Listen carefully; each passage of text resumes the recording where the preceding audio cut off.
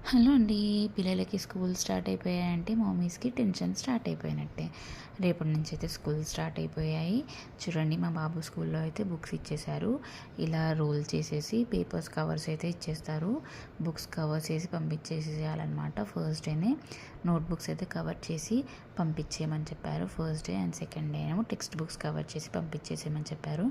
ఇంక ఇప్పటి నుంచి మమ్మీస్‌కి నో రెస్ట్ అనమాట. పిల్లలకి స్కూల్ స్టార్ట్ అయిపోయిందంటే మమ్మీస్‌కి కూడా పెద్ద టాస్క్ స్టార్ట్ అయిపోయినట్టే. వాళ్ళ స్కూల్ ఏమో కానీ వాళ్ళకంటే ముందే లేచి బ్రేక్ఫాస్ట్ లంచ్ ప్రిపేర్ చేసేసి బాక్సులు కట్టేసి వాళ్ళని లేపి రెడీ చేయడానికి టైం సరిపోతుంది.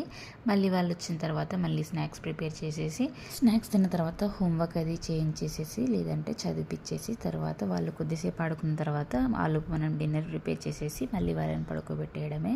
ఇలా ఫుల్ బిజీ అయిపోతుంది స్కూల్ స్టార్ట్ అయిపోయిన తర్వాత. పిల్లలకే కాదు, పిల్లలకి స్కూల్ స్టార్ట్ అయితే మమ్మీస్కి కూడా బిజీ డేస్ అయితే స్టార్ట్ అయిపోయినట్టే. ఇంక ఇప్పటి నుంచి వాళ్ళ హోంవర్క్స్ వాళ్ళ ప్రాజెక్ట్స్ దాంతో బిజీగా అయిపోతూ ఉంటాము.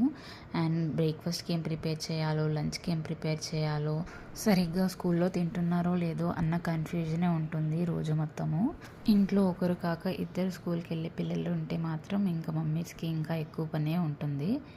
వర్కింగ్ మామ్స్ కానీ హౌస్ వైఫ్స్ కానీ సేమ్ డ్యూటీ అయితే ఉంటుంది. పిల్లలది ఈక్వల్ రెస్పాన్సిబిలిటీ ఉంటుంది ఇద్దరికి అయితే.